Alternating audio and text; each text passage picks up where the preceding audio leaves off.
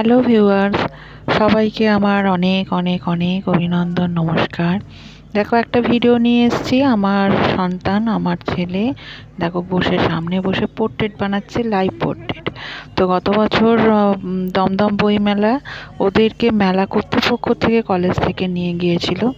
তো ওরা 4 জন গিয়েছিল, ওদের জন্য স্টেজটা বানিয়েছে এবং অসম্ভব ভিড় হয়েছিল। আমি মাঝে একদিন গিয়ে দেখে এসেছিলাম।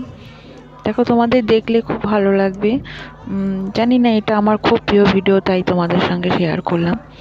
তো আমার একটা মোবাইলে থাকে এবং আমি প্রায়শই দেখি। সামনে যে ব্যক্তি বসে রয়েছে, ওনার পোর্ট্রেট আঁটছে। দেখো, চেয়ারে বসে আমার ছেলে সৌন্দর্য রায়, দমদম আর্ট কলেজে ফার্স্ট ইয়ারের স্টুডেন্ট। কত বছর ছিল? এবছরে সেকেন্ড ইয়ার পড়ছে। তো দেখো, লাইভ পোর্ট্রেট করছে। মোটামুটি 20 থেকে 25 মিনিট, কি খুব জোর আধ ঘন্টা সময় লাগে। তো এরকম সামনে একজন বসে থাকবে এবং তাকে ডিটো পেন্সিল স্কেচ করে এঁকে দেবে। তো খুব অসম্ভব ভিড় হয়েছিল।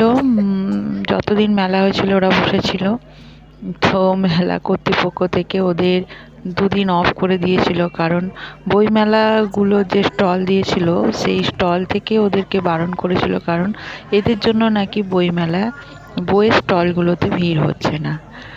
কিন্তু আবার পাবলিকের ডিমান্ডে আবার এদের ডেকে নিয়ে যাওয়া হয়।